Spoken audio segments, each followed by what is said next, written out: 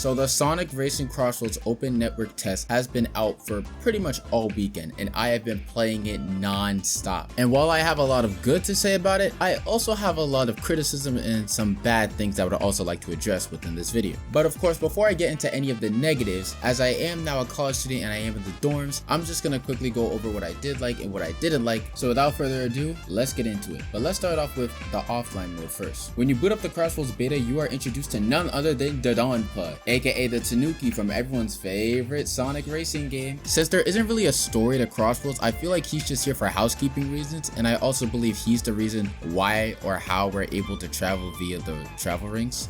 But then again, I'm not too sure about that personally. After you speak to Dodonpa, we are entered into the main menu, and personally, yeah, this is something my older brother brought up, but yeah, this low-key looks like a mobile game UI, I'm sorry.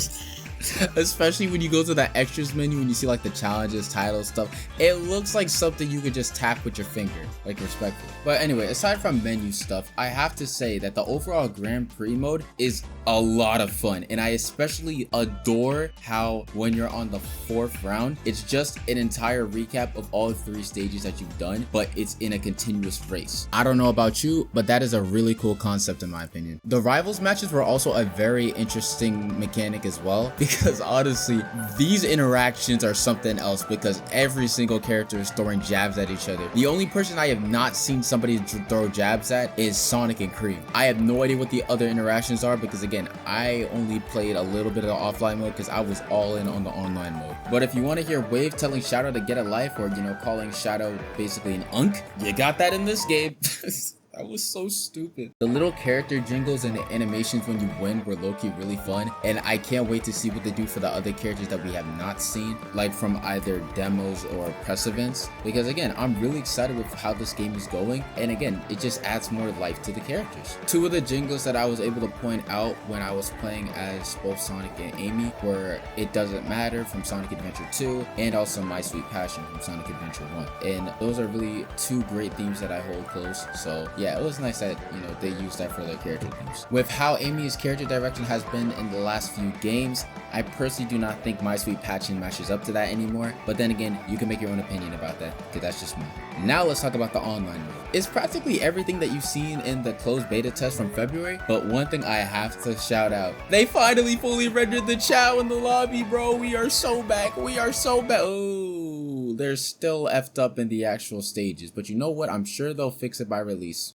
I'm sure. Aside from the actual matchmaking, every single track that I've played, whether it was a CrossWorlds or just a main stage, has had amazing music, amazing scenery. Yeah, I said amazing music. I either was bumping my head to the beat, or I just felt a little underwhelmed. Mainly because of the mixing. If it wasn't for the mixing, I would be bumping my head to all of these on block. My favorite has always been Wonder Museum, because, come on, that thing is a straight vibe. My friend that literally makes my avatar art literally sent me an Instagram reel about someone talking about how Wonder Museum, why people keep picking it. Bro, the music is just that good. It's that heat. And every time I play in that map, bro, the final lap gets so chaotic. And on the topic of final laps, yeah, I can understand the hate towards the chanting now, especially since a lot of people have pointed out, yeah, the mixing in some of these songs are just not really that good compared to, you know, their original songs or other remixes based off of that same song. But once again, I just let all of that slide, and I just continue to have fun no matter what. I didn't speak too much about the crossword mechanic, as that is the main selling point of the game, but it's actually a really fun breath of fresh air, especially between the 2 choices. If you choose a random act instead of like the one they give you, it actually, I'm not sure if it's gonna happen in game, but they actually give you stages that aren't just crosswords. They give you an actual like stage you can go into. Like, I remember I was inside of East Stadium and it sent me to Sand World, and I'm able to start a match in Sand World. So I was like, how does that work? And since I was playing on Nintendo Switch, yes, I have to say it, the Nintendo Switch build is actually not that bad. It's actually pretty decent, and I'm not really a graphic head, so I didn't really care too much about the graphics, but they weren't that bad. And at the end of the day, as long as you're having fun, why are you complaining about some minuscule stuff like that? Playing with my friends was definitely a treat, so I recommend if you got some buddies. And again, it was a free beta, so I don't know what type of friend you have that is making excuses that they can't play this, y'all should go on and play this together. Of course, if they have the current gen consoles or they have a computer. They have about like, by the time I'm recording, they have about like 5 hours, so get at it. Now, I'm not too sure about the online capabilities with PlayStation and Xbox, but I guess it was either Sega or Nintendo that wanted some extra money, because you need to have an online subscription to Nintendo Switch Online just to play this beta, which if you ask me is a ripoff. I have no idea what they did for the Splatoon beta, but if I had to spend money just to play online for a beta, that's kind of sad. But you know what? I'm sure some of y'all have a free trial for Switch Online, but if you didn't, I am so sorry you weren't able to play online, my guy. Furthermore, let's talk about gadgets, which are essentially the RPG element that Sega / Sonic Team were trying to, also advertise for this game. And by God, are they overpowered. So I don't know how it's going to work when we get the full game, but you essentially have 6 slots and you have to figure out with the items or the gadgets they give you, how you can make up with those 6 slots and basically just make the best build you possibly can. I know a lot of people who just straight up got all 6 slots and used 3 of them for the monster truck. And yeah, you're going to be hearing this theme song a lot because, oh my God, people who do that, the karma's coming back to you. I was one of those people, the karma's coming back to you. Because using a monster truck off rip is some insane work. Whether it's items, getting more rings, making air tricks faster, or just straight up designing which items you get, gadgets are the way to go. So if you got any good builds, gatekeep that to yourself and don't be giving that out. I'm not going to talk too much on items by themselves, but I will say that the balancing issue from the February build is a lot better and I did not have as many problems. I will say we need a better way of dodging items thrown at us, because Jesus Christ, there is like no way you can get out of an item that's being thrown and targeted towards you. And can we also get rid of green punches having lock on? That is annoying. Since we're talking about gadgets, which are a part of vehicles, cars are basically the same thing as they were in Team Sonic Racing and older games, and Extreme Gear, while not the same as Sonic Riders, is extremely fun peak gameplay. Like I already stated in my previous video, although it doesn't control the same as Riders, I still absolutely am happy that they are back. And I'm also very happy that the Babylon Rogues are back too, but again, they do not need to be so harsh to the other characters. Like, goddamn, I understand you were gone for 15 years, but jeez, calm down. As I stated before, the performance on Switch is pretty good.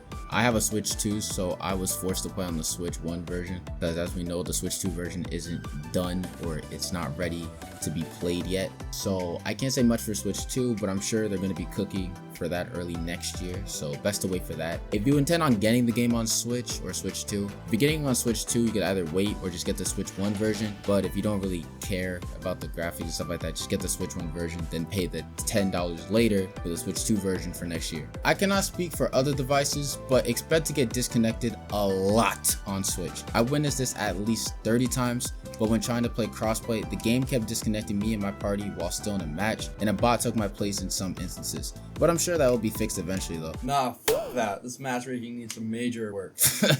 Listen, I know it's just a beta, but if Izuka wants to promote online cross-platform matchmaking, getting into a lobby on Switch 1 and Switch 2 is hell on earth. Again, I cannot speak for the other consoles, but I swear, if you are in a lobby with non-Switch players, best to believe some BS is gonna show up. You better move your joystick around or do something so the game doesn't disconnect you, because I swear to God, it did that to me so many times, and the times that it happened the most was when I was the person that selected the stage. Literally every time, because every time it was like, we're in the museum or something like that, I would always press it, and then when it says that it was my vote, literally the moment I get in the fucking match, it literally disconnects me, and I'm just like, bro, why are you doing this to me? What is going on? Short tangent aside, yeah, the matchmaking is bullshit.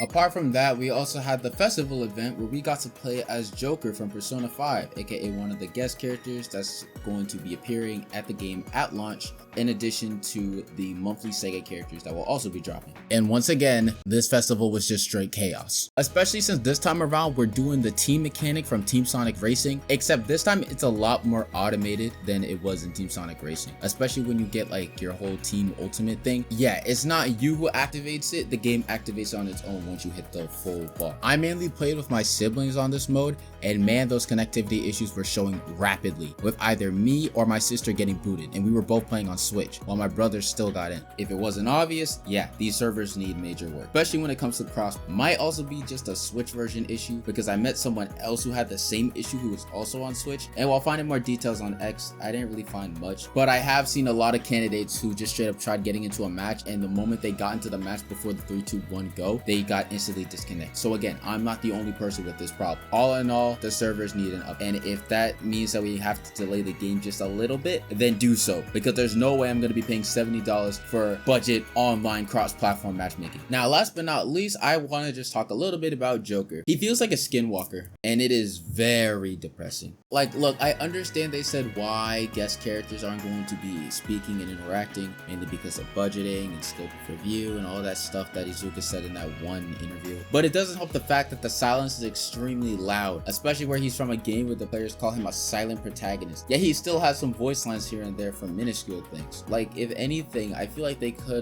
wouldn't have to pay Atlas as much if they just use voice lines from other games. Like, we've heard Miku speak, but then again, she's just saying a bunch of, again, minuscule things. It's not even like actual speaking. She's not even able to interact with the cast. So like, I don't know.